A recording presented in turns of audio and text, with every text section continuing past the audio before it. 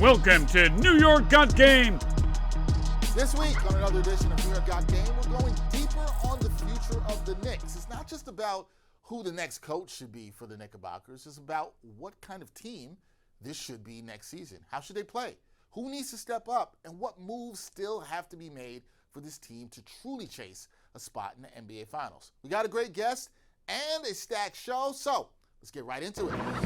The Knicks are heating up. All right, joining me to break it all down this week is a man who watches this Knicks team very closely. He hands out grades to players after each game. He does amazing film analysis. You know him from Knicks Film School. My guy, Benjamin Ritholtz, joins me now. Benji, what's going on? How we doing, Dex? Happy Father's Day to you, my friend. Thank you. Happy Father's Day. We got to record this on a Father's Day at the start of this beautiful week. Always a good day. Salute to all the fathers out there. Benji, what we're going to do is, at least what we're going to start is with an identity check of this team, right? So everything's going on with the Knicks, the coaching search, all of that. I wanted to kind of look at what this team could be. But is this Knicks squad a team, when you look at it right now, the roster the way it is, that can win the East with the formula they had under Tom Thibodeau, or do they need something completely different? It's a complex question to start with, Dex. I mean, I think it's hard to say a definitive no to that question when they were as close as they were this season. And you look at game one of the Indiana series as this kind of watershed moment that if the ball bounces 3 degrees a different way, who knows what conversation we're having. And here we're looking at a finals where OKC and Indiana are tied at 2 in the NBA Finals. And the Knicks were really not that far away. So look, had they run it back with the same stuff, with Tibbs, with the same roster, I think it's absolutely possible that this team can make a run and win the East. Yes, I think it is possible. And that's before we get into why they made the move that they made and where they're going from here.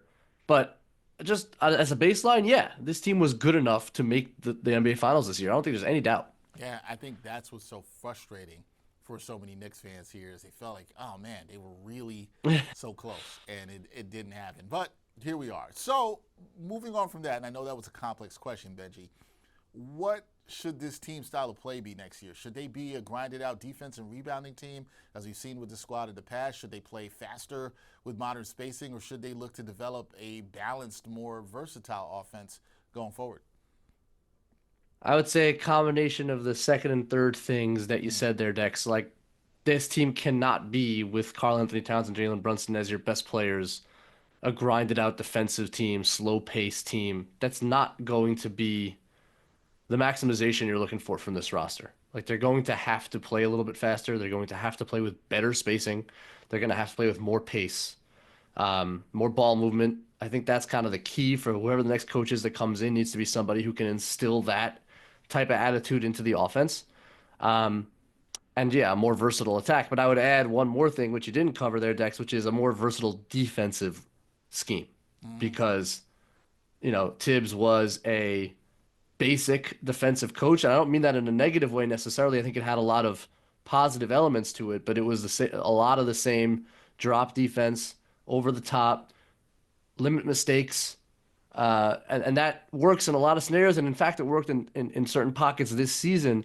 But with the roster as it is, with your 2 best offensive players being 2 of your worst defensive players, I think it requires a little more defensive creativity schematically, playing different coverages, maybe some zone, stuff to throw offenses off so they don't get too comfortable against these 2 guys who can be such targets on the defensive end of the floor. That's also an element they need to develop. No, I love that point you brought up because I do think they have to develop that. I also think that, yes, the offense cannot be as laborious as it was throughout this postseason. I just don't think it's sustainable. I've said this before with Jalen Brunson pounding the ball a lot. Not saying that he wants to, but that's how sort of out of necessity, I guess, to some degree. But hopefully they can adjust to that. Okay, so now that we know what style they should play, or what style you think they should play going forward, who do you believe are the coaches, in your view, that fit for them to play that kind of style? The name that really is appealing to me is, I think, one I hope fans don't feel is like a retread or a boring name, but it's Mike Brown. And he's been around for a long time. We think of him back to the LeBron Cleveland days. And then more recently, of course, he was assistant in Golden State. Now he was with Sacramento most recently. And he's kind of gone on a journey as a coach, and I think maybe fans don't realize the way he's developed as a coach.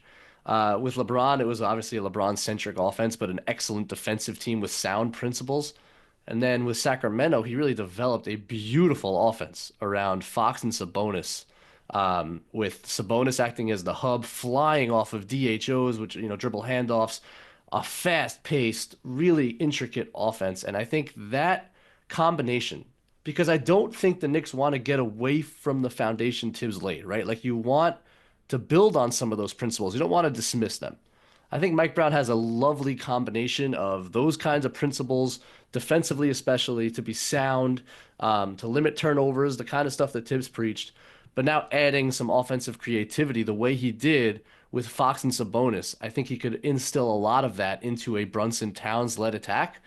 And that's a name I love. And the last thing I'll say about it is I think one thing that fans are really underrating about this market, it is the schematics, it's the X's and O's. You need to be able to handle the day-to-day grind of the media.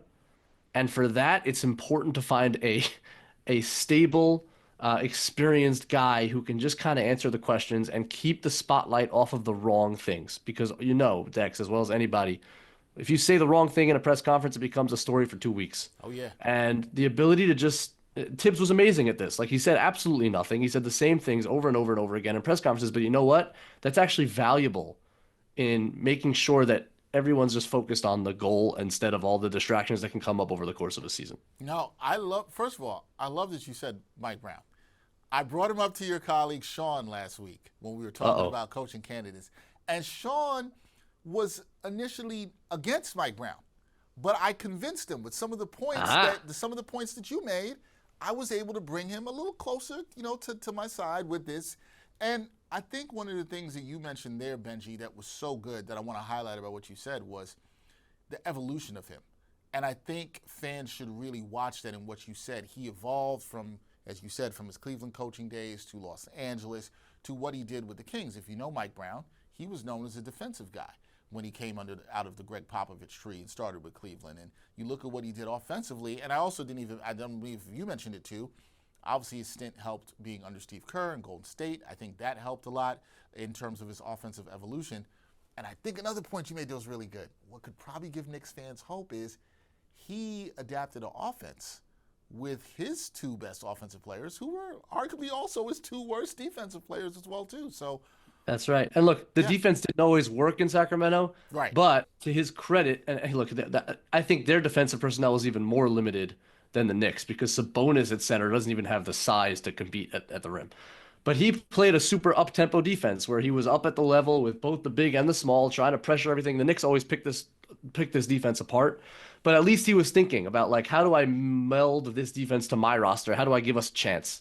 And I like his creativity. I think it could translate on the defensive end as well. Yeah, I think so too. I like his name, and obviously he is a major candidate for the Knicks. He will interview with the team this week along with Taylor Jenkins, so we'll see how all that plays out. But I guess moving on from that, Benji, is whoever it is, if it's Mike Brown or whoever is the new coach, should they come in with a defined system or should they adapt to the players, whether the roster looks like it does now with some tweaks or there are major changes?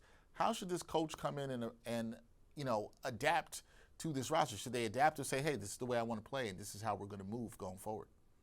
Yeah, I think, if there's any fair criticism of Tibbs, and I mean, there are fair criticisms of Tibbs, but I think the most fair one is he has a certain style that he loves, and he likes to meld his rosters around that style. And when the Karl-Anthony Towns trade was made, Towns is not a Tibbs player. Like, it's the second time in a row now that it hasn't quite fit. And I think Tibbs it still remained a very Jalen Brunson-centric offense. The spacing principles weren't always sound. And so I think Tibbs struggled to adapt to the roster and change his style for the players that he had. And I think that's what's essential for the coach coming in. And that's when they come in for interviews, if I'm interviewing those coaches, the first question I'm asking is, what type of offense do you want to run around this roster that we're giving you? It's not about what you do.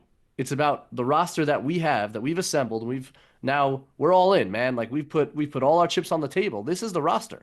So if you don't have a great plan to deal with this roster and you can't tell me in detail the way you're going to play on both sides of the ball, you're not the guy for the job. It's not about how you play. It's about this roster and how best they can play. I think that's the key. That's the key. Got to see if somebody could be malleable and what can they do with this roster, which leads me to my next question, Benji. Should the Knicks run it back with this core, or should they take big swings in free agency? I don't know how much they could do in free agency, but really more of the trade market. Yeah. Should they do that? Do you think they need to shake things up, or should they run it back with this core? I don't think they have to shake things up. I think it's a matter of just of fielding opportunities as they come, if they come. Like, yeah, if there's any chance to get Giannis Antetokounmpo on this team, yeah, you turn over every rock to see if you can do it. The roster is flawed as it is, mostly because of this Brunson Towns dilemma on defense. So yeah, man, if you could if you could bring in Giannis, who's a two-way stud, and let's say Towns is the one that goes out in that type of trade, yeah, of course you explore that. I'm not sure the Knicks can figure it out with their limitations and assets that they have, but that's a trade that, yeah, if you're not doing your due diligence, if you're not looking to get Giannis Antetokounmpo in the door. I think Kevin Durant's like a more complicated story. I could be convinced that he's the right move, but man, like he's on obviously the wrong side of the aging curve, and I would be hesitant to break this up for a Kevin Durant. Um, so I think they can run it back, Dex. Like I don't have any issue with them running it back, considering how far they got this year. In year one of this experiment, they got most of their key guys under contract. Bridges being the key question mark there. But they could win the East with this roster if they find the right coach and they build the chemistry and the East breaks the right way. Which look, it's certainly looking as open as it's ever looked. I don't think they have to make a move to succeed. It's just if the right one comes along, yeah, you should do your due diligence and see what you can do. Yeah, got to check that out. Got to kick the tires, knock on the doors, all that kind of stuff. Got to check that out for sure. When you look at this roster, though, Jalen Brunson is clearly the most untouchable starter right there. Jalen Brunson's not going anywhere. But is there a starter right now that you feel is expendable or could be moved in a deal? Who is it and why? I guess I think expendable is a hard word. Like I think Towns, if the right piece was brought in at that salary slot, which is massive, and if the right team was, yeah, I mean, he's a flawed player. We know this, and he's not the perfect complement for Jalen Brunson. If you're building, like to your point, Dexter, building the team around Brunson, he's the franchise cornerstone. He took the discount. He's here forever. As long as he wants to be here, he's here. So if you're thinking about building a team around Jalen Brunson, Karl-Anthony Towns is not like the player I would put as the co-star next to him because of his defensive issues. I understand why they made the move. I think it was a good move. Randall probably wasn't going to reach an extension with this team. You didn't want to lose Randall for nothing, so you brought in Towns, and they didn't have a center. I get all of it, but is he expendable? Like if they find the correct center, the right fit again, like Giannis is mine. Giannis comes to mind, but there might be others. I would consider it. The only other starter, I think, I guess if you're calling Josh Hart a starter, Josh Hart's probably not expendable because I think there's a Brunson connection there. Now, Josh Hart might not be a starter next season. That's a whole different conversation. But the Bridges is the interesting one because of the contract situation. As he's extension eligible now, he's going to be looking for a big payday. It was a difficult year for him. It was an up and down year for him. He had some tremendous highs. He had some real lows. I don't think he played exactly the way the Knicks thought he was going to play to fit this team. And I think there's expendability there if they can move him for the right pieces.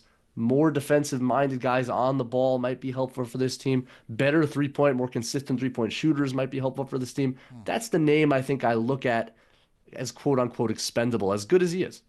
As good as he is, and a good defender, played solid defense throughout most of the playoffs. But it was a little underwhelming through the regular season. So with that being said, sometimes you can be underwhelming in a season, and you might need to improve your game the next year. So when you look at this current roster, which players need to elevate or evolve for this team to take that next step to get to the NBA Finals and hopefully win it? I just talked about Bridges, but I You think can talk about him again if you want. yeah, It's fine. he needs to get in the gym and figure out his shot. And it's such a funny thing because we go back to almost whatever 10, 11 months ago now when they made the move and they're watching his first workout videos as a Knick and his shot looks kind of funky and everyone's kind of going crazy and other people are saying, "Hey, calm down. It's just he's practicing. It's no big deal." And it turns out that he did change his form and he really struggled to make above the break threes. And that was a big problem for this team because they struggled to make longer threes, like non-corner threes. They struggle to make them. They struggle to take them, to get them up with volume. He was an important part of that. Like they needed him to some extent replace DiVincenzo's volume from the wings. And he just wasn't ever comfortable this season shooting that shot. And it translated into the playoffs. So he's got to get in the gym and figure out whatever went wrong with his shooting form. He raised the release. It isn't really working. It helps him in the mid range, but it really has hurt his long 3-point shot, which Knicks need for the spacing. And I do think he needs to improve his shooting, which is simple, but it's really important in this NBA. The other guy I look at is Deuce McBride, because I wonder whoever the new coach is, are they going to look at Deuce as a starter and maybe sending Hart to the bench? And Deuce needs to, as he has every year, just improve more. A better shot maker, a better ball handler to help Brunson a little bit. Like they need that secondary ball handler badly. And I think Deuce can get there. Just needs to get a little tighter with the handle, a little stronger with the ball. And then can he be the pest defensively to allow Mikal to play off the ball defensively, wreak havoc with his length, his long arms? Deuce becomes the primary ball handler defender, and he can be a real pest in that area. So look at Deuce McBride. I like those two. I do think Mikal Bridges needs to get in the gym, like you said, work on some things this season. And then McBride as well, too, could be huge. Let me ask you this as a follow-up. If you were coaching the team next season, making you the coach, Benji, if you were coaching the team next season, would you make that switch? Would you put Josh Hart on the bench and Deuce McBride in the starting lineup? Or would you be worried about the backcourt being a little bit too small? All the data from this season and the playoffs tells you that Deuce McBride, no matter what he's doing, whether he's making shots or not, is a positive impact for this team. He does things that really help this roster. It's not to say he's a better basketball player than Josh Hart. It's just to say he's a better fit for this four, probably, than Josh Hart. So if I'm the new coach, I'm at least starting Deuce for the first, I don't know, 25, 30 games. And let's see how it goes. We saw how the Josh Hart 5 went. We got like the biggest dose of it you could possibly get. They played the most minutes by a gazillion in the regular season of any lineup in the league, and they were kind of neutral. And then in the playoffs, they were negative. And look, maybe there are some schematic tweaks you can make to those 5 to make it work better. But to me, if you're trying to maximize Karl-Anthony Towns, you're trying to force teams to guard Karl-Anthony Towns with their centers, not give them an easy hiding spot in Josh Hart so that they can put wings on Towns. That's where Deuce really is a difference maker, as his shooting makes such a difference. You're not necessarily comfortable putting your centers on him. And I think if the goal is to maximize Towns, who is your highest paid player, I think you have to give Deuce in the starting lineup a shot. Absolutely. All right. I like that. I like that move. I think it's something the Knicks could look at next season. But when you look at where this team finished this past season, right? 2 wins from the finals. And again, so close for the Knicks fans. I think the big question, you talked about Brunson being the centerpiece of this team. He's not going anywhere, but he's in his prime. How do the Knicks maximize Brunson's prime here going forward? They're trying. I mean, it's such a funny thing because you look at now the last, so the Brunson era, as it were. I think the Knicks had the right formula going in, January of 24. You look back at the way that team played, it was almost like a modern version, Dex, of the 76ers around Iverson in like 2001, where it was just, you have this tiny little point guard who's just like an elite, special scorer of the ball, but struggles as a defender and he's small. Surround him with size and strength and toughness, and in the modern game, also shooting, which is what the 76ers didn't have back then. So you have to have the shooting also nowadays, right? That was basically the formula. It was OG, it was Hartenstein, it was Mitch off the bench, it was Randall, big and tough, obviously. DiVincenzo, tough in his own way. It made a lot of sense. And Towns changes that whole formula because of the way he plays. He's just not really in that mold. And I do wonder, I think you give it one more year with Towns, and you see. But then he becomes extension eligible. And, are you willing to throw $55 million at him into his mid and late 30s? I struggle with that one, Dex. I wonder if the maximization of this roster around Brunson at some point is without Karl-Anthony Towns. It's bringing in a more defensive-minded center, and it's building that tough, just impenetrable team around Brunson so that his weaknesses are hidden and his strengths are really kind of shown in the light. That to me is the vision. I wonder if that's something the Knicks will have to pivot to in terms of their roster construction. Time will tell. We'll see. All right. which leads me to my final thing, which I think is, I don't say the most important question, but I think it's a question the fans really want to know out here. Can this team, Benji, win the East next season? I know there's a lot that needs to happen, so I'm also going to add this. Can this team win the East next season, and what needs to happen between now and opening night for you to feel good about that being a real and legitimate possibility? Yes, they can win the East next season. And I think it comes down to a lot of the stuff we've talked about. It's building a more versatile defensive identity so you can show teams different looks, depending on the opponent, right? Like, I thought a zone would have been really helpful against Indiana. Teams have played zone against them all year, and it's been effective because their man offense is so darn good and so fast. The only way to slow them down sometimes is to play a zone, right? So, like, defensive versatility is going to be important. The new coach needs to focus on that. Less Brunson ball. And the offense needs to get also more versatile, quicker, as we talked about. And this team, for all the X's and O's that I love to talk about, and we'll continue to talk about all of them, there was chemistry issues. Like, there's no question this team was not united throughout the season between different agendas being talked about all year by Josh Hart and individual agendas that were getting in the way of the team agendas, and some weird sideline stuff that went on. And like, the team wasn't really a unit in the way you'd love. And I think you can push that all away as a year one thing. But if it becomes a year two thing, then it becomes a real issue. Like, this team, you watch Indiana, you watch OKC, the two teams in the finals, they are as cohesive as you can possibly get on the floor and off of it. And I think it's another part of the coach's job here. Again, we talk about X's and O's, offense, defense, all of it. A big part of the coach's job is it's a lot of personalities in that locker room that have their own agendas, that want to succeed, that want to take the next step in their career, that want to make money. If in Mikal Bridges' situation, it's complicated. And I think it's a big part of the coach's job to really meld it all together, get these guys with one vision and one goal. And that's going to be a big difference, I think, next season if they can get there. Yeah, it's going to be huge. A lot has to happen between now and next season. The offseason is just heating up for the New York Knicks. So many more questions to be answered, but we will see how it all plays out. That is Benjamin Ritholtz. Check him out with Knicks Film School. He's going to have a lot to break down this offseason, especially if the Knicks add some new pieces to this roster. So please check him out and the great work they do at Knicks Film School. Benji, always a pleasure. Always a pleasure. I tell you this all the time, talking some Knicks hoops with you. Thank you, my friend. We'll do this again soon. You're the best, Dex. Can't wait, man. Till next time. Okay, so when we talk about the Knicks, a lot has been made this week about the coaching search going on for the Knicks. And look, a lot of people, fans, people in the media, they got their jokes off on the Knicks because the Knicks reached out to coaching candidates, I guess you can say, who were already under contract with other teams. And they reached out to 5 of them, and they got rejected by all of them. And some people are like, what are the Knicks doing? This is bad. It shows that they don't have a plan. Honestly, I feel like that's all ridiculous. The Knicks did have a plan. They aimed high. They went for coaching candidates, some of who they've known, like Ime Udoka, like Jason Kidd, who they interviewed during the last time they were looking for a head coach.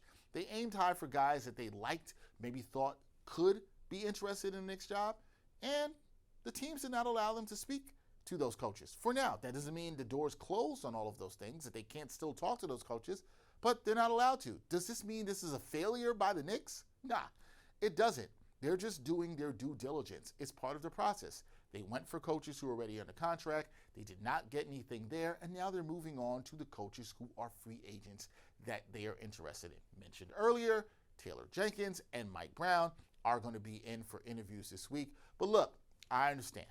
A lot of people got to get their jokes off on the Knicks. They're the team in the biggest market, and there is a history of dysfunction with this team in the past. So people are looking for the next time that the wheels fall off. But this isn't it. This isn't that thing.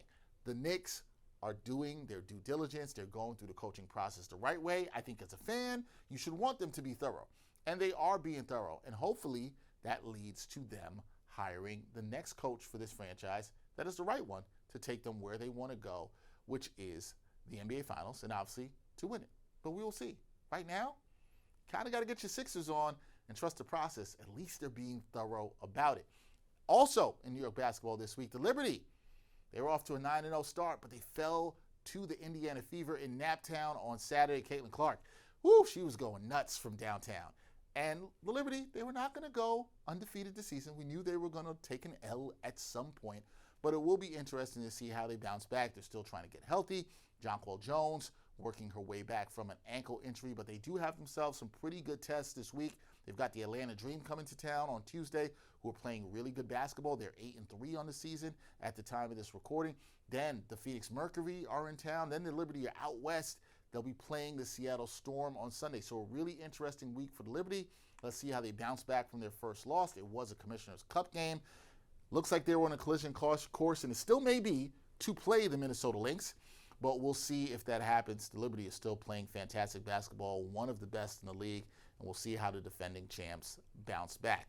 That is going to do it for this edition of New York Got Game. Special thanks to my guest, Benjamin Ritholtz of Knicks Film School. Always a pleasure, as I said, talking to him. Producer, Erica Block. Associate producer, Nick Federico. Production assistant, Tommy Cohen. And editor, Corey Porter. Doing a fantastic job. I'm Dexter Henry. We'll catch you next week. Another edition of New York Got Game. Thanks for watching New York Got Game.